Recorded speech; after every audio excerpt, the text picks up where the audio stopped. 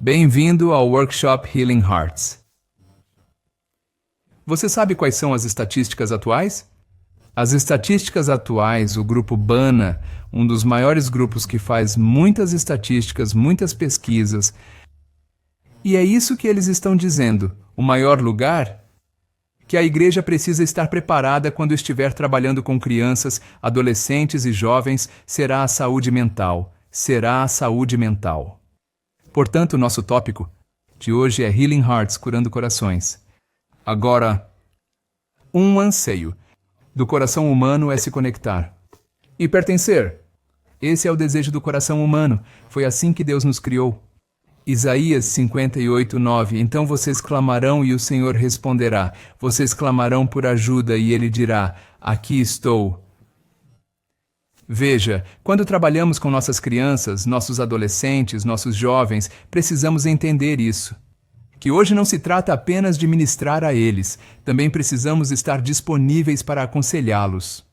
Também precisamos estar disponíveis para ouvi-los, também precisamos estar disponíveis para intervir nessas vidas.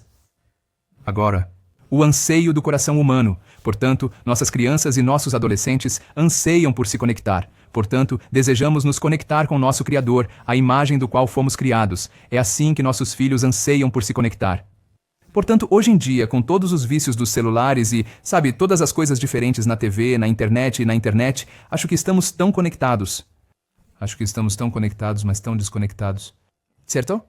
Estamos tão conectados. Nossos filhos estão tão conectados, mas tão desconectados. Mas o anseio do coração humano é que eu quero me conectar com alguém, agora pela graça de Deus.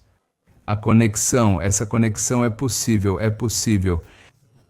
Agora, o ato de equilíbrio quando trabalhamos com crianças é este. O extremo é ser sempre rápido na correção. Aplicamos punições severas e rápidas com base em regras e leis. Muitas vezes batemos nelas com as escrituras. Esse é um dos extremos. Qual é o outro extremo? Outros são propensos a errar pelo lado da graça barata. Precisamos ser gentis. Só precisamos ser gentis. Não tem problema. Acho que ambos são extremos. Precisamos chegar a um ponto em que eu precise tanto de estrutura quanto de nutrição. Falaremos sobre isso. Portanto, a verdadeira esperança está no equilíbrio. O desafio, os problemas e a dor que nossos filhos enfrentam são reais. Todas as crianças em sua escola dominical, ou em seu grupo de adolescentes, ou em seu grupo de jovens, todos esses jovens, alguns deles estão sofrendo. Há coisas diferentes que estão começando a acontecer. Elas também nos afetam como professores. Agora, esses desafios afetam a criança como um todo. Não se trata apenas de um aspecto da vida da criança. Não, é a criança inteira. Portanto, devemos estar dispostos a nos envolver e abraçar nossos filhos e a nós mesmos de forma holística. Falaremos mais sobre isso. Portanto, o ponto fundamental é o seguinte: equilíbrio saudável e consistente entre nutrição e estrutura. Ok, agora o que é nutrição? Afeto, compaixão, misericórdia são cuidados. O que é estrutura? Regras, limites, fronteiras são estrutura. Portanto, nossos filhos precisam tanto de estrutura. Somos capazes de lhes dar amor, compaixão, afeto, mas as crianças também precisam de estrutura. Muitas vezes começo a perceber quando vou treinar outras pessoas que trabalham com crianças. Onde ou são sempre regras, ou por outro lado, essa geração é muito nova, ela é muito diferente. Portanto, não precisamos ter todas as regras. Não, precisamos tanto de estrutura quanto de incentivo. Na verdade, as estruturas e os limites dão segurança aos nossos filhos. Eles se sentem muito seguros quando há limites. Nossos filhos precisam do equilíbrio entre conectar e a correção. Conectar é nutrir e corrigir é estruturar. Agora, o desafio é identificar o que seu filho está realmente dizendo e o que seu filho realmente precisa. Esse é todo o desafio. O que seu filho está realmente dizendo e do que ele realmente precisa.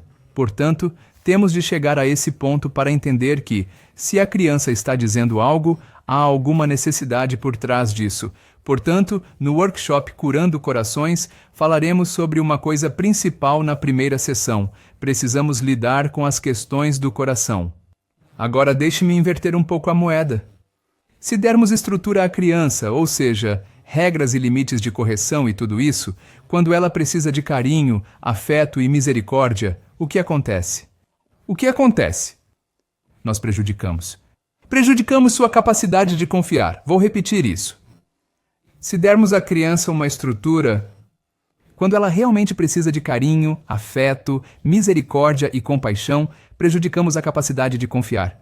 As crianças têm muita dificuldade para confiar. Portanto, nós, como professores, pastores de jovens, pastores de adolescentes ou pastores de igrejas infantis, precisamos entender que, quando a criança precisa de carinho, estamos lhe dando estrutura.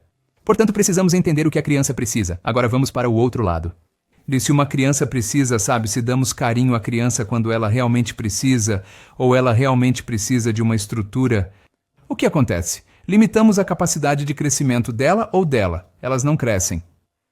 Portanto, você vê que precisamos dedicar tempo, precisamos passar o tempo. Portanto, aprender a dedicar tempo, conhecer a criança, entender e ler as entrelinhas é fundamental.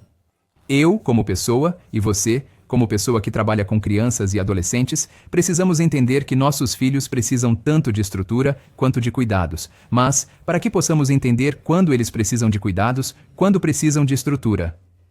Agora, a maneira como Deus trabalha o equilíbrio entre a estrutura e a criação.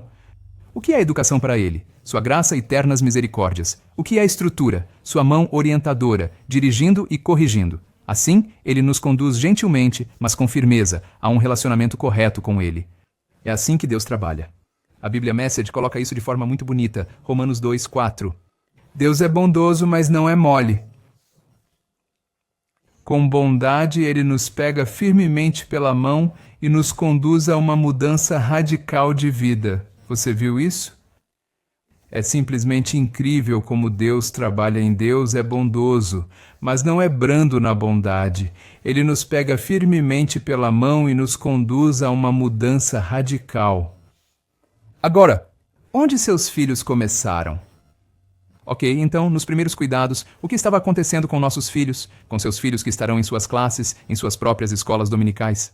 O que acontecia com seus filhos? Como as coisas aconteciam no início? Agora, há 3 coisas muito importantes que as crianças precisam, especialmente nos primeiros cuidados, quando são muito pequenas. Mesmo depois, precisamos disso, mas ainda mais quando elas são muito pequenas. A primeira é a confiança. O que é confiança? Eu me sinto seguro. Elas aprendem a confiar em alguém em sua vida. Isso acontece quando há uma pessoa consistente que o está ajudando. Às vezes pode ser a mãe ou o pai, ou pode ser um avô ou uma avó, alguém, você sabe que, em quem a criança possa se apoiar de forma consistente. É aí que a confiança está sendo construída. Muitos dos nossos jovens de hoje, muitos dos nossos adolescentes de hoje, não são capazes de confiar nas pessoas, não são capazes de confiar nas pessoas. Eles lutam em seu lugar de confiança. Porque eles têm dificuldades. Porque não aprenderam a confiar. Muitas vezes eles estão em lugares onde confiaram em alguém, mas as pessoas os traíram. Essa confiança que eles confiaram em alguém, mas essa pessoa não esteve presente, ou essa pessoa os deixou ou falhou com eles, ou foi embora, traindo-os. Portanto, a primeira coisa que nossos filhos precisam é de sua capacidade de confiar. E qual é a capacidade de confiança deles? Eu me sinto seguro. Agora, quando me sinto seguro, não estou falando de segurança física, estou falando de segurança emocional. Quando compartilho essas coisas, sinto-me seguro para me abrir e ser vulnerável e compartilhar isso com o nosso, com o meu, pastor, ou com o meu assistente de jovens, ou com o meu professor, ou com o meu pai, com a minha mãe, Portanto, o primeiro lugar é a confiança, o segundo é a autoestima. O que é autoestima? Confiança é eu me sentir seguro. Valor próprio é eu ser precioso. Como professores muito jovens, Como professores de escola dominical, como professores de escola, onde quer que estejam lidando com crianças. Acho que é preciso fazer afirmações e apreciações constantes. Agora, quando digo isso em um contexto indiano, as pessoas realmente dizem: se continuarmos a valorizar, eles vão subir em nossa cabeça e, vão moer nossa cabeça. Não podemos fazer isso. Temos de ser muito rigorosos. Temos de ser muito, muito fortes. Quando estamos, em um lugar de medo, é quando as crianças começam a se comportar. Sim, elas começam a se comportar e coisas do gênero. Mas você sabe o que acontece? Em um longo prazo. As crianças você não verá os benefícios. Você não verá os frutos acontecendo naquele lugar. Portanto, aquele lugar onde eu me sinto seguro e com essa autoestima. Isso é muito importante em sua própria escola dominical. É muito importante que você comece a caminhar em seus próprios lugares. Comecem a estar nesse lugar dizendo, eu sou precioso. As crianças precisam se ver como alguém que é muito, muito precioso. Como elas podem se ver como preciosas? Somos nós que estamos ao redor dessas crianças. Como começamos a afirmá-las? Como começamos a conversar com elas? Como começamos a celebrá-las? Como começamos a nos comunicar? Agora, por favor, entenda que não estou simplesmente dizendo o tempo todo que você aprecia, aprecia, aprecia como uma forma de correção, mas precisamos nos conectar antes de corrigir. É por isso que falei sobre estrutura. E nutrição. Ambos são muito importantes. Portanto, a primeira coisa que temos de desenvolver com nossos filhos é a confiança. Eu me sinto seguro.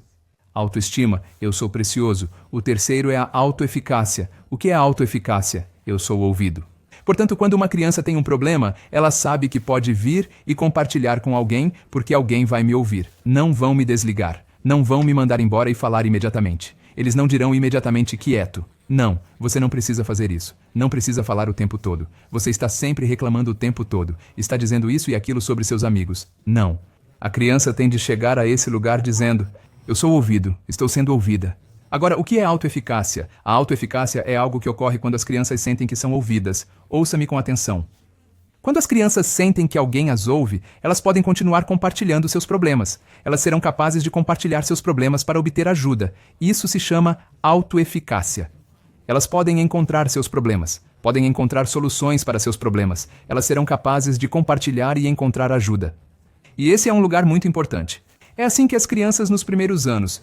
Precisamos trabalhar com nossos filhos para que sejam formados nesse lugar. Agora, coisas que podem prejudicar as crianças. Mas durante a juventude. Uma delas é o abuso. Se algo aconteceu, seja abuso físico ou mental, abuso emocional, abuso sexual ou algum outro dano conhecido, ou às vezes a criança nem mesmo nasceu, está no ventre da mãe. É uma gravidez muito difícil ou estressante, que pode realmente afetar a criança, as emoções da criança. Trabalho de parto, ou parto difícil, ou trauma médico precoce, ou às vezes ruptura do vínculo com um cuidador inicial, o que significa que o cuidador inicial morreu, ou às vezes foi embora, ou começou a haver uma mudança de lugar. Agora, por favor, entenda isso, por favor, entendam isso. O que você não sabe não pode lhe fazer mal. Essa é uma afirmação que ouvimos o tempo todo. O que você não sabe não pode machucá-lo. Na verdade, isso é falso. Às vezes isso não aparece quando eles são jovens. Mas no momento em que passam dos 20, 21, 22, 23, você começa a ver isso. O que não sabemos está realmente voltando para assombrá-los e eles estão começando a, andar nesse lugar. Agora, como podemos recomeçar? Certo, se você está dizendo... Ok, eu não me conectava com meus filhos, eu era muito severo, Até mesmo na minha escola dominical, eu era o tempo todo, faça isso, faça isso, faça isso, faça isso. Era tudo punição autoritária, esse tipo de lugar com o qual eu lidei. Como posso realmente lidar com isso? Como posso fazer um recomeço? Para crianças menores, é o afeto intencional. Você é muito intencional ao demonstrar seu afeto, ao demonstrar seu amor, ou seja, intencional. Ou seja, você está tomando medidas para demonstrar que os ama. Quero dizer o seguinte para as crianças de hoje. Muitos de nós viemos de uma década completamente diferente, onde às vezes, não expressamos. Nossos pais não expressavam amor o tempo todo. Você já viu isso? Às vezes, se nossos pais realmente nos amam, eles gostam. Eles ficam quietos. Fazemos algo errado. Por que você está fazendo isso? Por que está fazendo isso? Eles começam a gritar, começam a berrar. Acho que hoje nossos filhos estão diferentes. Elas olham ao redor, veem na mídia social, veem em toda parte, especialmente na mídia. E estão realmente esperando esse tipo de afeto. O afeto tem de ser demonstrado. Bondade, eles estão querendo ver a bondade em ação. Eles querem ver paciência para que possam confiar em alguns de seus pais, alguns de seus professores e tudo mais, porque eles serão pacientes comigo. O equilíbrio saudável de regras apropriadas cria confiança e promove a conexão. Por favor, entendam, não posso enfatizar essa palavra várias vezes. É conexão, conexão, conexão, conexão, conexão, conexão. Você precisa se conectar antes de corrigir. Às vezes não se trata apenas de correção, às vezes é apenas redirecionamento. Temos de estar em um lugar. Agora, como fazemos com crianças mais velhas? Às vezes é preciso retroceder para avançar. O que quero dizer com isso? Por exemplo, você sabe, quero dizer, tenho muitas crianças adotadas em minha casa. Todos eles são adolescentes, não adolescentes, apenas jovens adolescentes no momento. Então, às vezes, entro no quarto deles. Vejo que talvez o lençol não tenha sido dobrado, o cobertor não foi dobrado. Então, às vezes, fico quieto nos meus primeiros dias. Eu sempre os atacava e dizia: por que meu lençol está assim? Por que a cama está assim? Mas agora, às vezes, não há problema em retroceder. Para que você possa seguir em frente. Então, vi um dos meninos cujo lençol estava muito ruim e tudo o mais. Ele tinha acabado de deixá-lo. Você sabe, alguns de nossos adolescentes que sair, ir para a faculdade e voltar. E o cobertor fica parado assim, e eles entram no cobertor assim que voltam. Mas, depois que ele voltou, comecei a conversar. Ei, eu vi que seu quarto não era muito bom. Você sabe, tome cuidado. Ok, talvez apenas reorganize rapidamente. Não parecia muito bom. Sim, você quer ajuda? Vou até aí para limpar seu quarto e ajudá-lo. Ele disse: não, eu estava com pressa. É por isso que eu... Você viu que, às vezes, não há problema em retroceder, o que significa que não o ataquei quando ele estava indo para a faculdade e disse: por que o lençol está assim? Vamos lá, arrume-o antes de ir embora o tempo todo. Não, eu não reclamei, não comecei a gritar e a bater nele. Não, eu não fiz isso, não comecei, eu não fiz isso. Às vezes, não há problema em retroceder para que possamos avançar. Vá para frente. Viver a compaixão de maneira tangível e prática, especialmente para nossos filhos mais velhos. Viva a compaixão de maneira prática, intangível e concreta, onde formos capazes de demonstrá-la. Houve um momento em que minha esposa ficou acordada com um dos meus filhos adolescentes que estava lutando contra algo e ela ficou acordada até cerca de 1h32. Acho que esse incidente em particular se tornou um vínculo entre minha filha, uma de nossas filhas adotivas, e minha esposa. Elas se tornaram muito próximas. Acho que elas querem ver a compaixão de forma tangível e prática. Agora, essa é uma pergunta muito importante que as pessoas continuam fazendo. Como resolvemos o quebra-cabeça do comportamento difícil, especialmente em uma escola dominical, especialmente quando leciono, especialmente quando trabalho com adolescentes e jovens que às vezes simplesmente me irritam? Eu realmente não sei o que fazer. Vou lhe dar um princípio. Ver além do óbvio é a chave. Ver além do óbvio é a chave. Nossos filhos precisam desesperadamente de professores que consigam enxergar além de seus comportamentos a verdadeira criança que está trancada em uma fortaleza de medo, confusão e vergonha. E veja além do óbvio. Nesse momento, é importante ter em mente que enxergar além do comportamento de nossos filhos não é o mesmo que ignorar os comportamentos que não são saudáveis e aceitáveis e que os retêm. Não. Não estou falando de ignorar. Mas estou pedindo que você veja além disso. Não nos prendemos aos comportamentos, mas vamos à raiz do problema. Vá até a raiz do problema. Vá em frente. Qual é o ponto principal? Sabe, isso está começando a acontecer. Então, qual é o objetivo principal? Nosso principal objetivo é construir um relacionamento forte e saudável. Uma conexão com nossos filhos que sirva como um alicerce sólido e permita que eles desenvolvam confiança, se curem de feridas passadas, experimentem um profundo senso de segurança, autoestima e empoderamento. Então, nossa abordagem e nossas interações provavelmente serão e diferentes, porque aqui seu objetivo principal é buscar a conexão. Por favor, não se desconecte das crianças. Não se desconecte. Vou lhe dar uma dica prática. Sabe, eu já pratiquei isso várias vezes. Você já viu os intervalos de tempo? Você cometeu um erro. Vá e sente-se em algum lugar. Vá e sente-se dentro da sala. Vá e sente-se lá. Os timeouts não são muito bons. Sabe por que os timeouts não são muito bons? Porque ao dar um tempo, você está na verdade desconectando a criança, desconectando-se com a criança. Não se desconecte com a criança. Conecte-se com a criança. Portanto, se a criança fez algo, então há uma consequência. Então você está dizendo que não pode ir brincar hoje. Há uma punição. Mas você não está dizendo para ir sentar em algum lugar. Você não vai brincar. Não, em vez disso, está dizendo para você vir e me ajudar em alguma coisa. Você não vai brincar, mas venha me ajudar. Portanto, não se trata de tempo fora. É tempo dentro.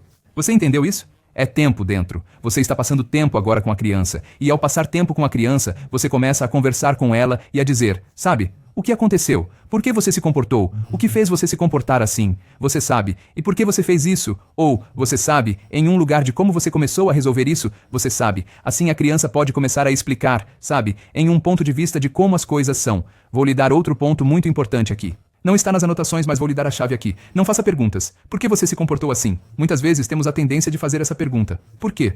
Podemos fazer essa pergunta, mas a primeira pergunta muito importante a ser feita é: o que fez você se comportar assim, para que a criança comece a ter algumas razões para compartilhar o que se passava em sua mente quando se comportava daquela maneira. Portanto, acredito que esse é o objetivo de Deus para nós, que nos aprofundemos em nosso relacionamento com Ele. Mateus 22:37. E a partir disso, nossos desejos, pensamentos e ações começam a refletir o caráter de seu filho. Esse é Jesus. Esse é o ponto principal, certo? O ponto principal do que estamos tentando fazer para ajudar as crianças. O que estamos tentando fazer? Fazer com que elas se tornem semelhantes a Jesus. É isso. Se elas puderem imitar Cristo, se puderem se tornar como Cristo, se puderem se tornar como o Senhor Jesus Cristo, é isso. Esse é o ponto principal. Portanto, a chave é não permitir que o mau comportamento de seu filho o distraia da construção desse alicerce que permitirá que a verdadeira cura e o crescimento ocorram. Sabe, só porque ele se comporta de uma determinada maneira, alguns desses comportamentos não devem impedi-lo de sair do lugar de conexão em que você é capaz de investir. Agora, por favor, entenda isso.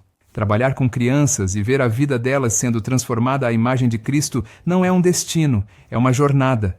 É uma jornada, não é um destino. Sem dúvida, falharemos com muita frequência em falar e viver consistentemente uma linguagem de amor que se conecte com nossos filhos dessa forma profundamente transformadora.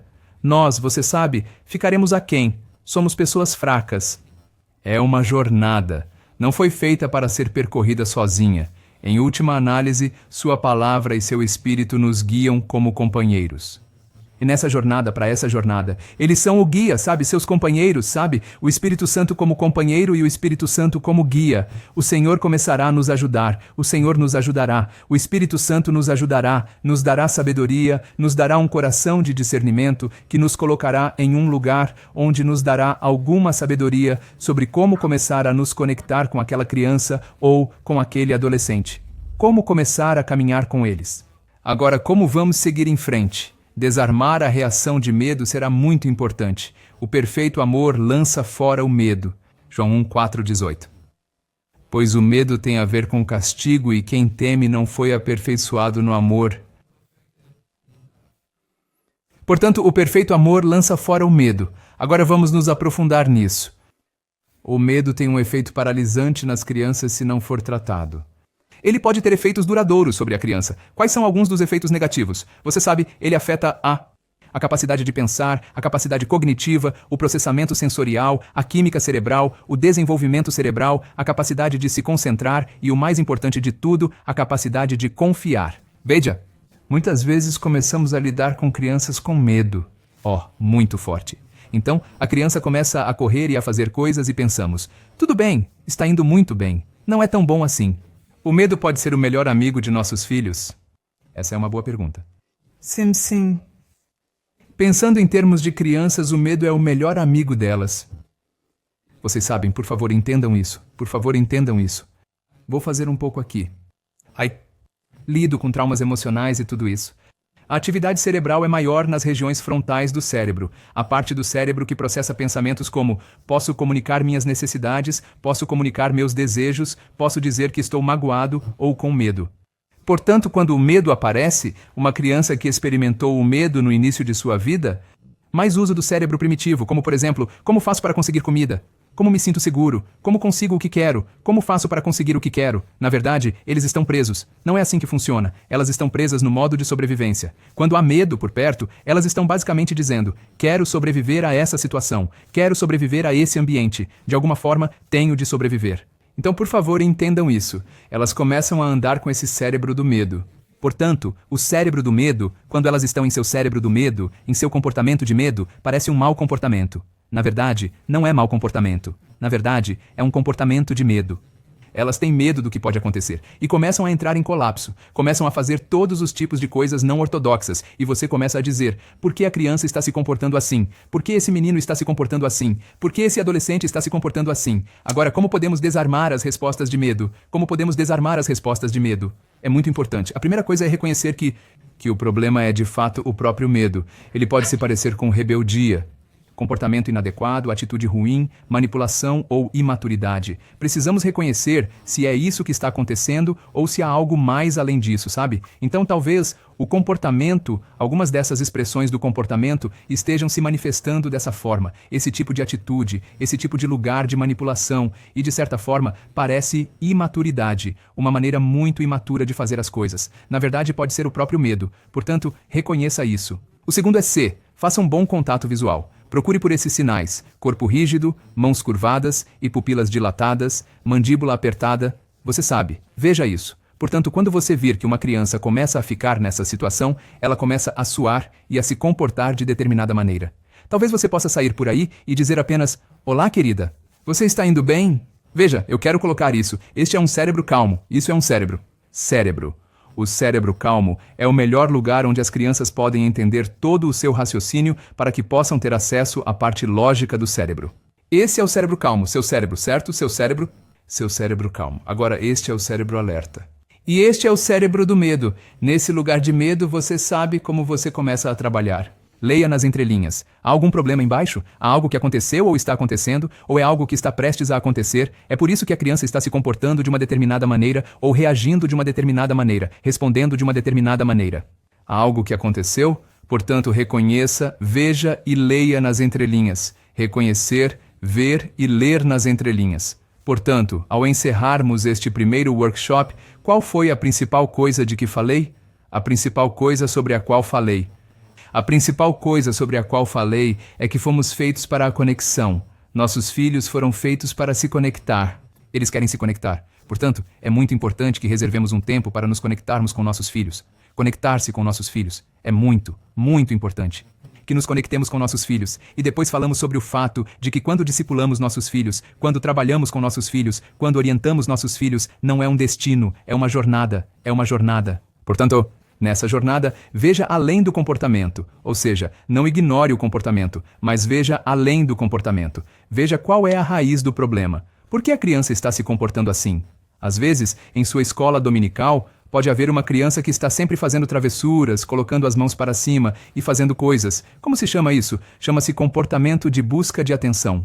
Na verdade, a criança não está recebendo esse tipo de atenção em casa, na escola dominical ou na escola. A criança está se comportando dessa maneira para ganhar atenção, sabe? Porque está em um lugar onde não tem atenção. Eu era assim. Cresci em uma família abusiva.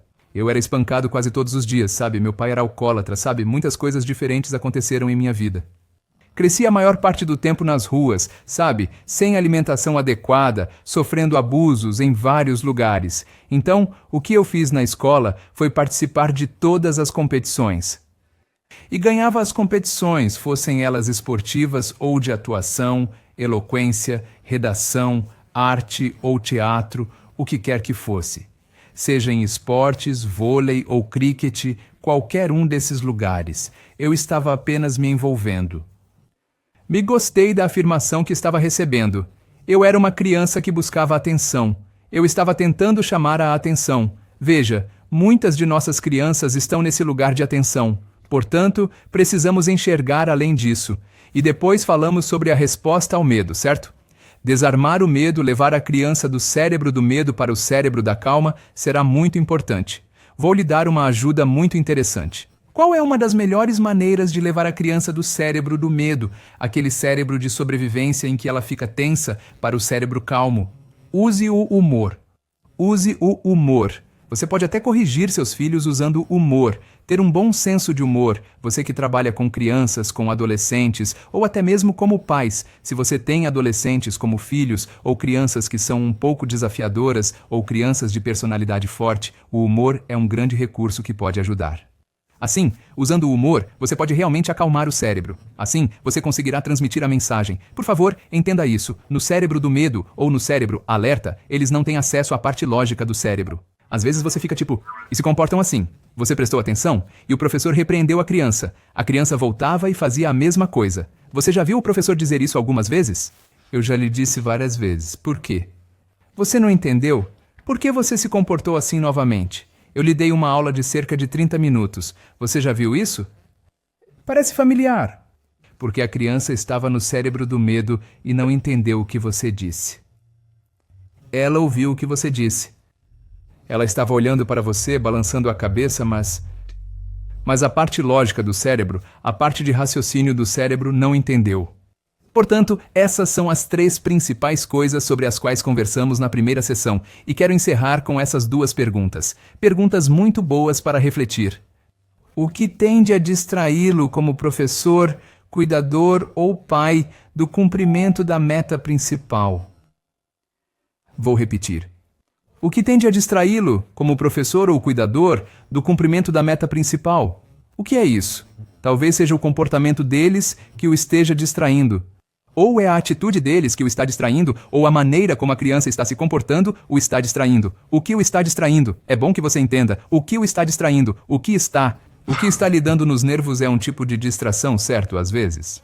O que uma criança faz? A segunda pergunta, o que uma criança faz no modo de resposta ao medo? Quando até mesmo um bom cuidado é dado, sabe? Mesmo que haja bons pais amorosos, ou professores amorosos, ou professores de escola dominical que estejam dando um bom cuidado, mas no modo de resposta ao medo, como ela se comporta de determinada maneira? Quando estão com medo de alguma coisa, como se comportam? Veja, nas escolas dominicais, você sabe, em suas próprias escolas, às vezes você já viu isso. As crianças vêm de ambientes muito difíceis. E se comportam de uma determinada maneira na escola dominical e se comportam de uma determinada maneira em casa. Por quê? O que mudou? Porque aqui elas estão mais em um lugar de conforto. Sabe? Eles estão em um lugar seguro, há pessoas seguras por perto, mas em casa, às vezes. E não é assim. Há alguém que é muito forte lá. Talvez o pai seja alcoólatra ou a mãe seja irritante. Talvez haja um problema de saúde dentro de casa. Alguém está ficando irritado o tempo todo. Está vendo do que estou falando? Portanto, é bom que entendamos. Olhe além. O que você está vendo? Deixe-me fechar. Um de meus professores, muito jovem, ela viu isso. Ela ainda está viva. Quando todo mundo saía na hora do recreio, na hora do intervalo para lanchar, sabe? Todos tinham esse troco. Naquela época, eram 5 paisa, 10 paisa, 25 paisa. Por 5 paisa você podia comprar chocolates naquela época. Naquela época, por 10 paisa você podia comprar 10 chocolates diferentes. E eu não tinha o dinheiro. Lembro-me de uma vez em que ela veio até mim e disse durante o intervalo, na escola, se você vier e me pedir, eu lhe darei o troco. Ela não me deu muito. Ela me deu talvez 50 paisa ou uma rúpia. Se ela me der 2 rúpias, é uma grande, sabe? É um dia em que, sabe, é uma grande comemoração. Mas todo dia, na escola, ela às vezes me procurava e me dava. Ela estava se conectando comigo. Ela me procurava e me dava. Ela era simplesmente incrível, e às vezes ela dizia coisas. Eu entendo o que está acontecendo em casa. Porque venho de uma família difícil, certo? Ela sabe disso. Muitos dos professores sabiam disso. Conheciam meu pai, como ele era alcoólatra, e como se comportava de uma certa maneira. E ela começou a se conectar. E para mim, mesmo hoje, nesta idade, eu olho para trás e digo... Acho que aquela senhora sabia que eu estava lutando contra alguma coisa. Quero dizer o seguinte...